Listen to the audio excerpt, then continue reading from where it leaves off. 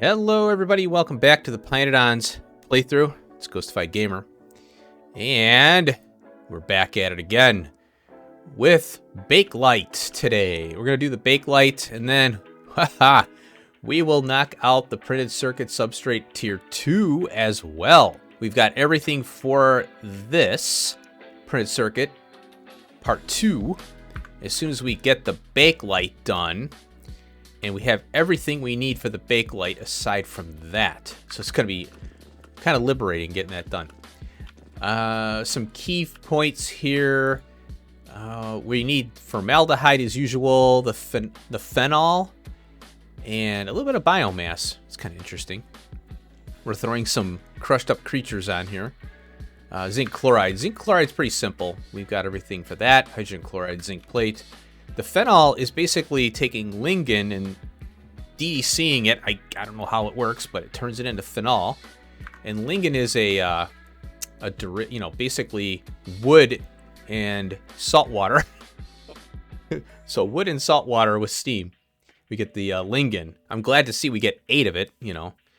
And unfortunately, I was looking at the recipes to review, and cellulose, we have a really good one that uses fiber and sodium hydroxide, and we get a better yield from the kykалks basically. And the kykалks are way overbuilt. I just went crazy with them, and that was in contemplation of maybe the cellulose, you know, way back.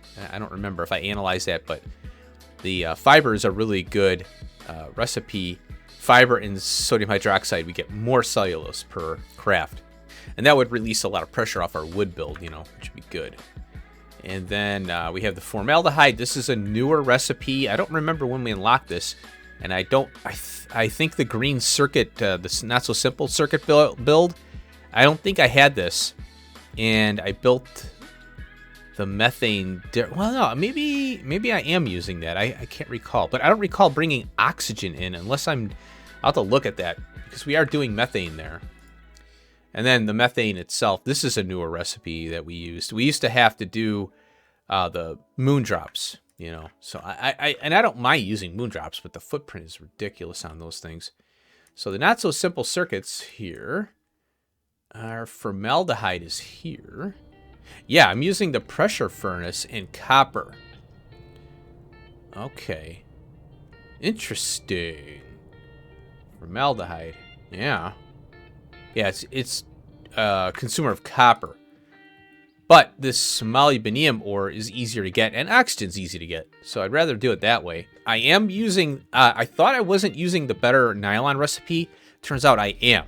And I took a look at it here, craft. And this is 5 nylon for, I don't know why you'd use that one. Unless you just want to, well, the nichrome is a tough one because it's very slow. And it's very difficult to feed that nichrome. We have plenty of benzene. The ammonia is a pain, you know, as we know. But I'd have to see, like, antimony oxide's kind of slow. But it's not that difficult to make. You got a bunch of oxygen furnaces, really. This is a pain. I don't know about this crap here. Sulfuric acid, that's a pain. Propene, oh, more ammonia. Oh, so we don't get away from ammonia and oxygen. We still have to have it. Get a little kick out of cyanic acid there.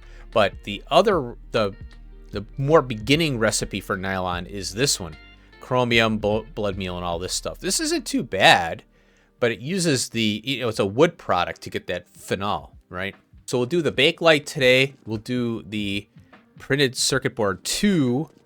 And then I'm thinking about knocking out the Cermet as well, because I was looking at, and I think I will, let's copy these here. I think that, yeah, let me put it right here, I guess, as a reminder. Now, here's why. Oh, and I'm storyboarding some stuff here. We need Cermet for the diode and the microchips. And we also need it for, I think it's the medium power resistor. And I didn't realize that. I don't, you know, these things are very difficult to see in Hellmod. And then, so you got to story. Really, the approach is storyboard as much as possible to root out those repetitive recipes, the ones you're going to use in more than one item, you know. So Cermet is right now 3 items, but I already have that one done, and I'm not going to go back and do it. Well, oh no, I was talking about converting that one over, so I could convert that Cermet over, and I'll do that off screen. So I'm looking at, oh look, I got a chip shooter for the for this thing here. This thing is nuts. Look at all that stuff. It's crazy. It's not out of line though. I mean, this is actually kind of I mean, aside from the fiber optic cable, which I don't, circuit boards don't always have fiber optic cable on them, but resistors, capacitors, transistors, microprocessors, diodes, solder, of course, the circuit board itself, MOSFETs, inductors, little tiny circuit boards. What I find interesting is that a simple circuit board is, I guess you could say this is less complex than maybe a microchip. I don't know. Maybe this could be considered a memory chip too. Battery to, store data onto the microchip because you have to have it refreshed, So that's kind of cool. Got to solder it all in there. But yeah, the optical fiber doesn't really make sense unless this is it can be used as a transmission board, board that's transmitting stuff. I don't know. Maybe there's an application for it, but it's just kind of fun to theorize, right? So these items here are going to be all in one area for our complex circuit once we get everything done. And now, okay, over here, I am storyboarding the silicon wafers that are doped, but we have the non-doped silicon wafer here, the base wafer.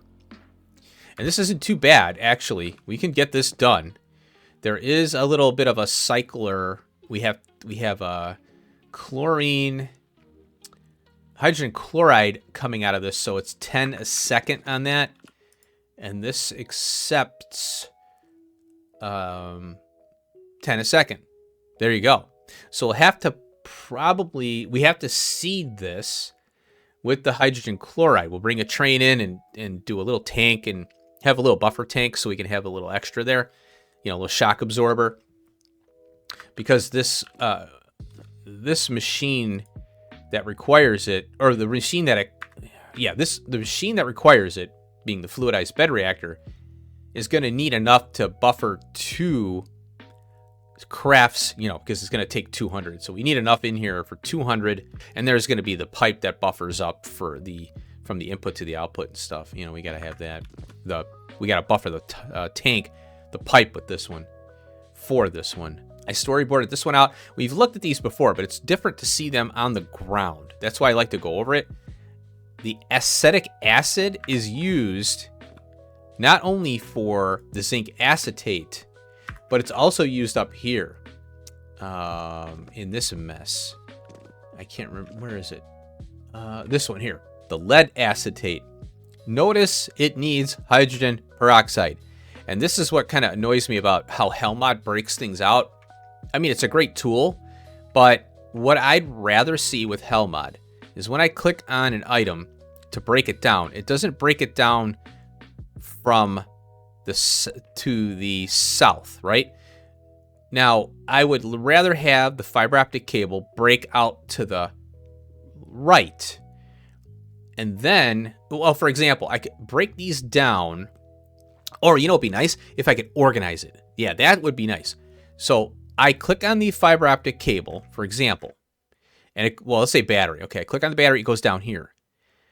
Well, I'd like to grab this block here and move it over to here, because that's how I'm doing this process up here with the machines.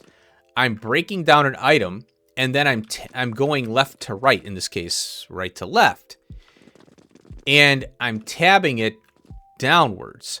So it's easier to see relationships this way between the build, and then you start seeing other relationships logistically. And that's how I should have done this before, but there's so much going on too. But I need hydrogen peroxide for this. Lead acetate. I was like, oh no. But good news is that I will be able to cut a train in. Whoops, I always go too far. So here's our hydrogen peroxide here. And all I gotta do is just bring a train in, and I'm thinking I'll just pop off of here. and then train over this way because it's kind of tight.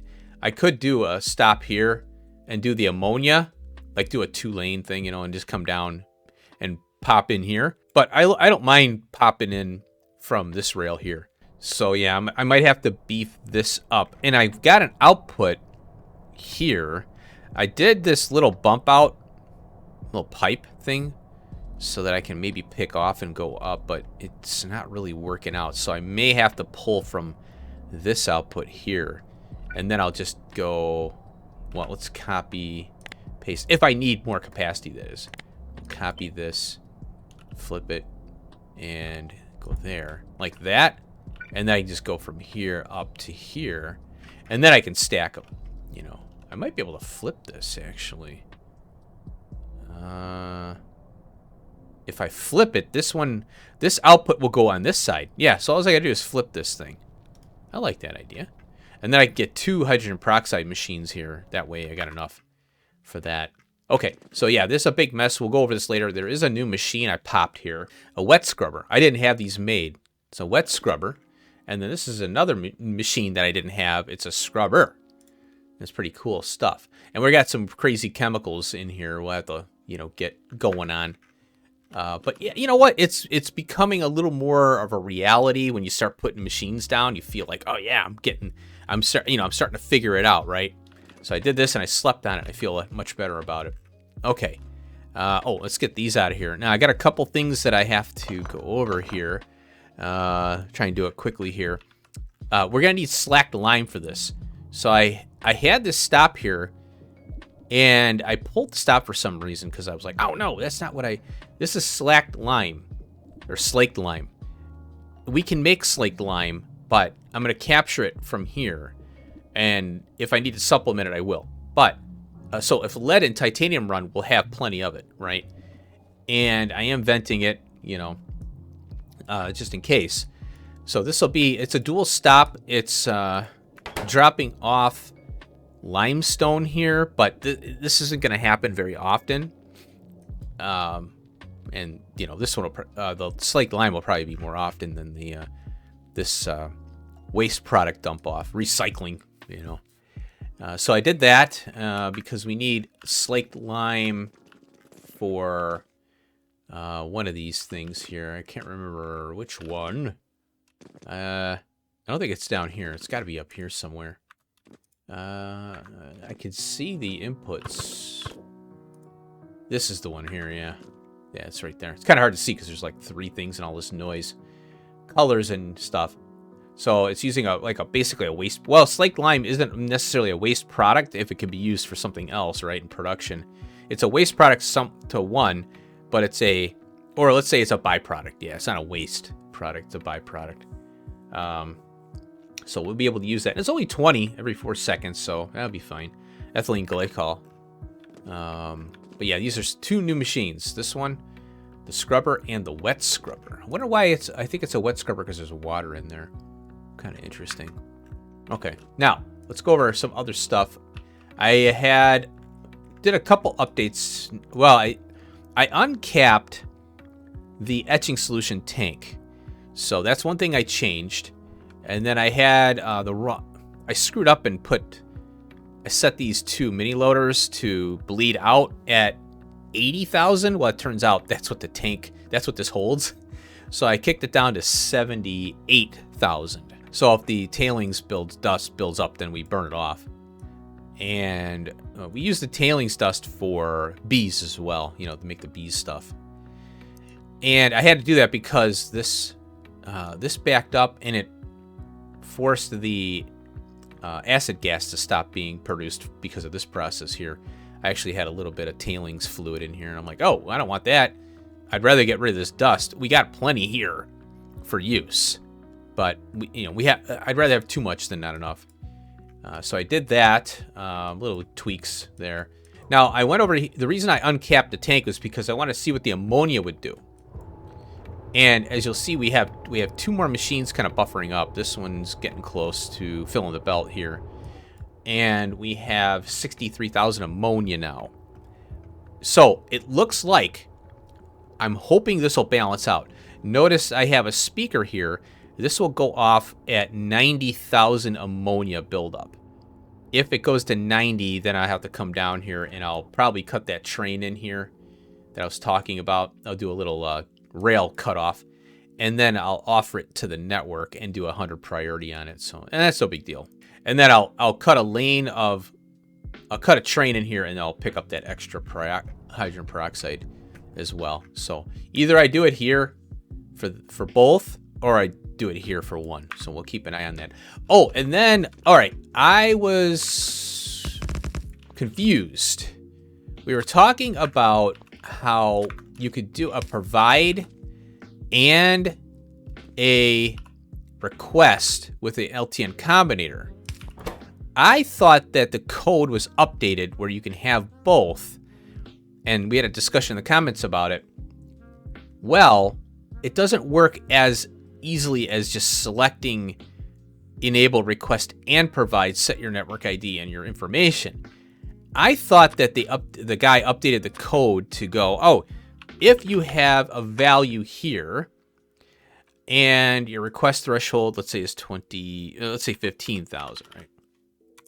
This is something I'm not offering to the network. And then you have a provide threshold of, let's say 100 of something, right? Which is what I did. So I had to go over and add a stop, long story short. Well, when you wire this up to a tank and to a product, one that has to be trained in a cargo wagon versus one that has to be fluidized, a fluid wagon. I was like, okay, yeah, there won't be any contamination either way. Well, I thought that maybe the code was updated to where if there is an item in the output stack signal area, that it wouldn't conflict with being a provider. Well, it does.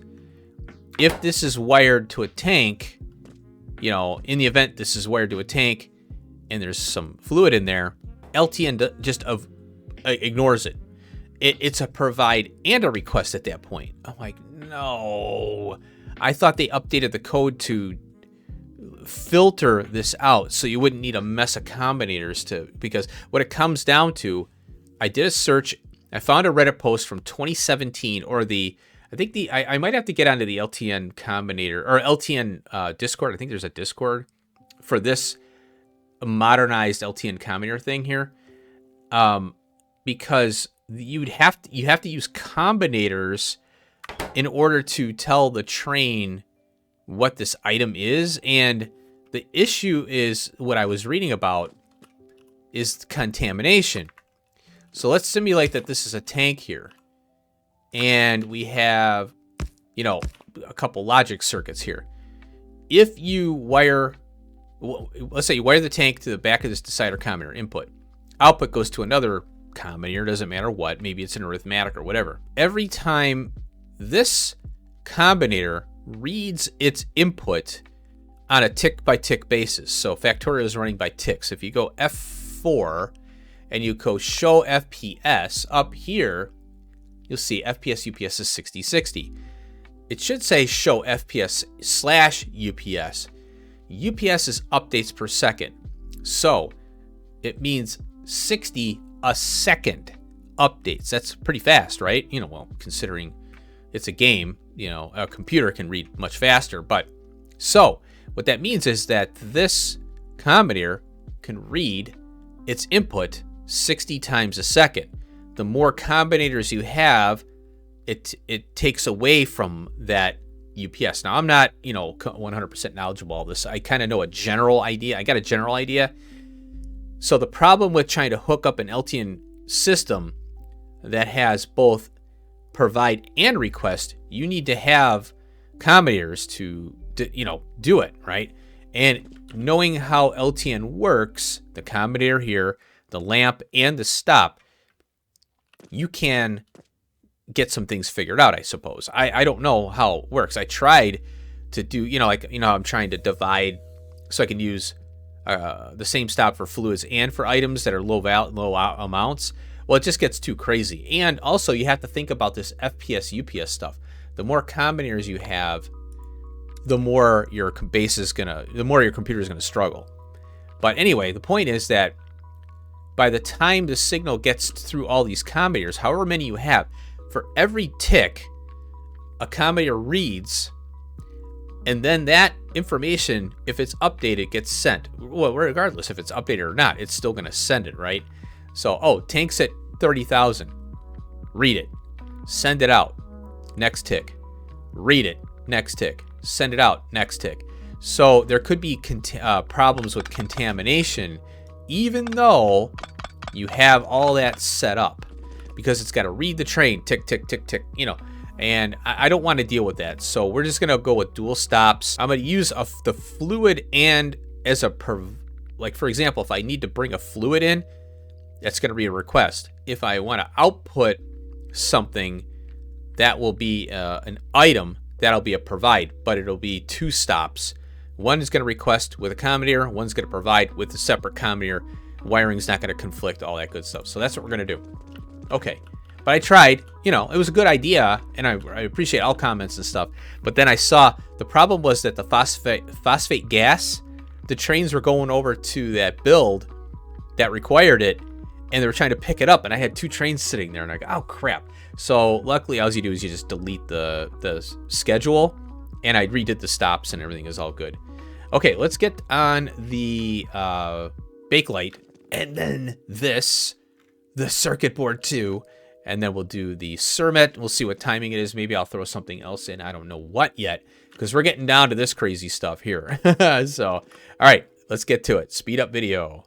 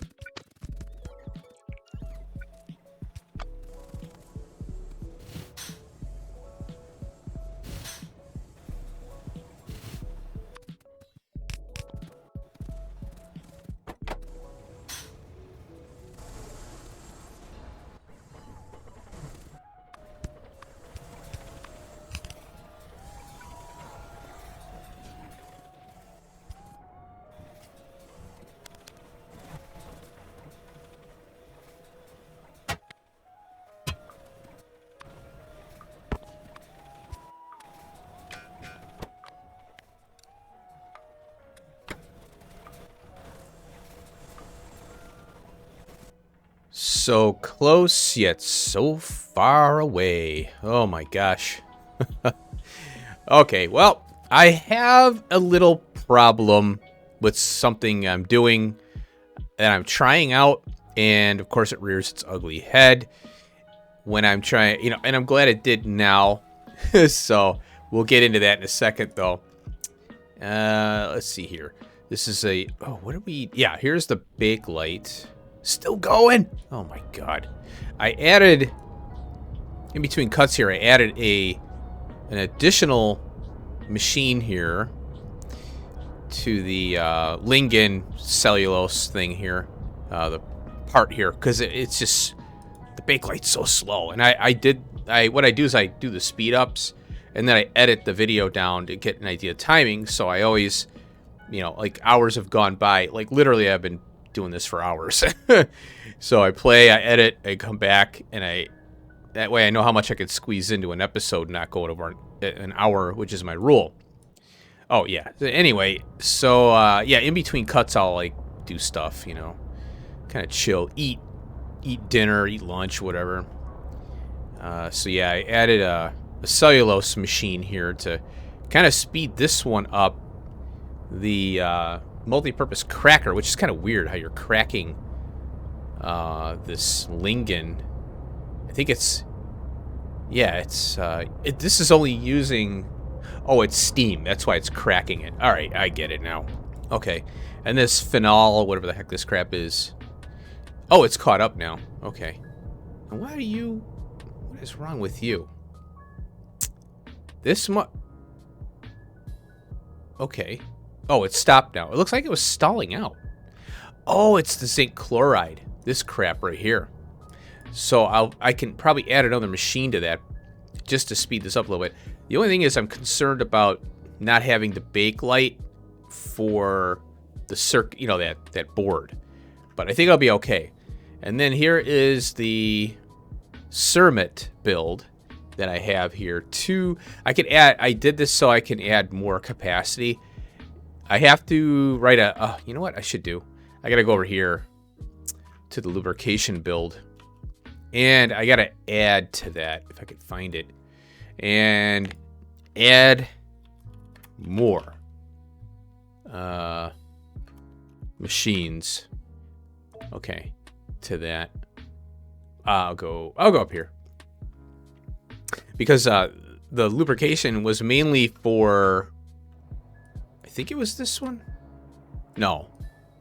Oh, God, I can't remember what I needed it for, but it was, we got it in the hub for the motors and stuff. Oh, electric motor. Yeah, I think I needed it for the electric motor assembly unit thing. The problem that I'm experiencing is, I gotta put a radar over here, is that what I'm trying to do here, yeah, I have it here. I'm not using the combinator and the filter mini loaders so that I can just let the train load and go, right? And what I'm trying to do is stop the input or the inserter to the case. That way the train doesn't sit there, you know, and not time out. So stopping the input to the case, completely fill the train, and you know, with whatever's there on the in the mini loader here, because there's a buffer here in the mini loaders and the case. So then when the train leaves, I'm stopping the inserter based on the fact that a train is here. So if t equals 0, the inserter will work. Well, here's the problem I noticed.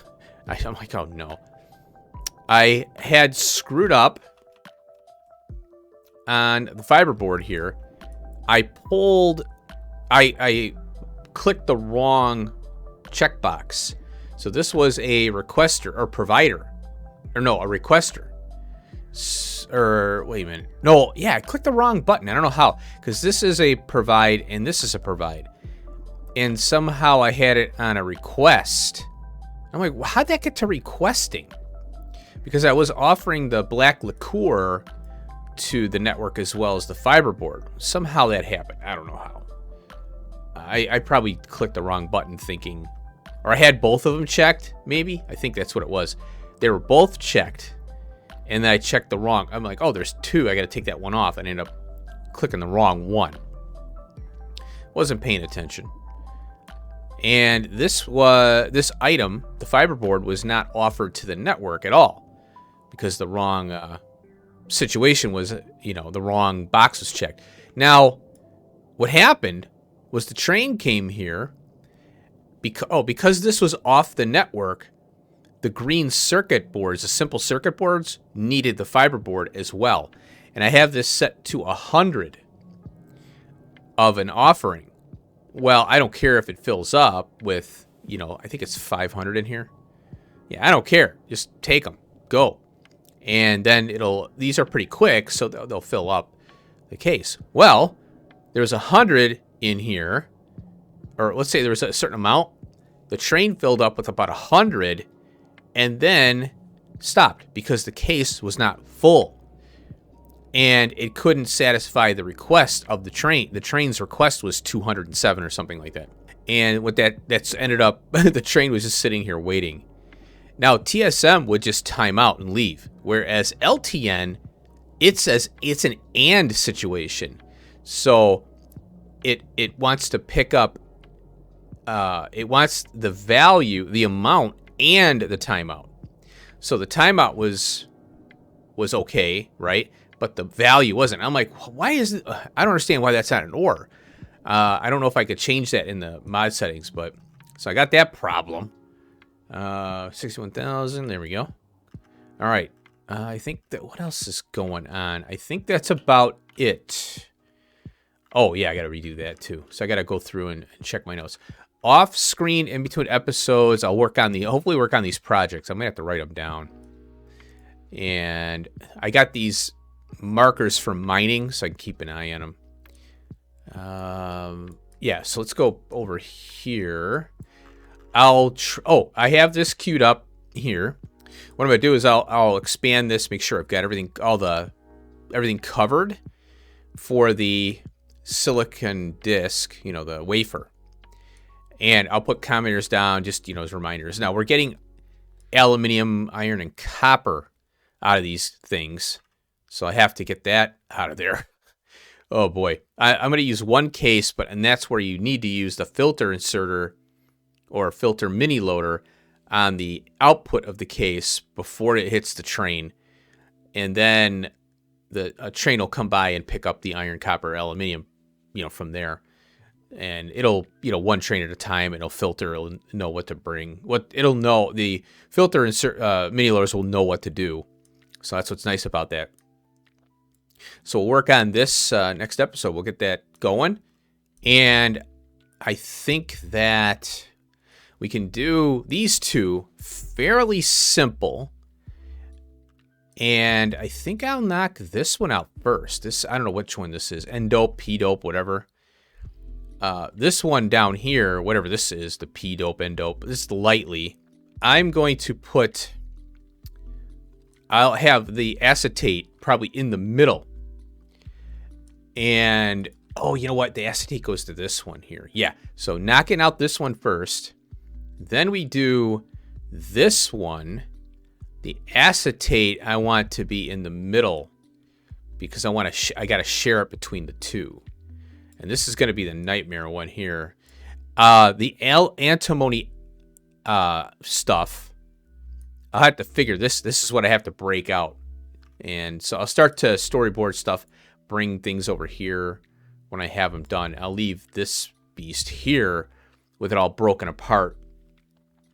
If I can steal some antimony oxide level 4 from the antimony oxide build, I think I'll be fine to kind of borrow it. Otherwise, I have to do a whole antimony oxide build and then offer the level 4 to the network, which I don't really care to do that. I'd rather just borrow it because I haven't had a problem with the antimony oxide build, struggling or anything like that. So I think I could pull some level 4 stuff out of there, make a train stop, and then this will be good to go.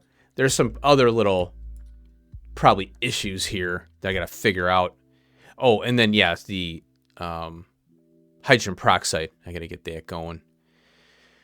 I already have, I think it's methane. I have that on the network, and, you know, whatever else. Slackline we have now on the network. And what is this coming out of here? This looks like slackline here, but I don't think it is. I'll have to take a look at that. So anyway, success. Holy cow. This is the first time I've ever had this. A lot of firsts. All right. Well, thanks for watching. This should be a short video, and I hope you enjoyed it. I look forward to getting the silicon wafers done. That'll be fun.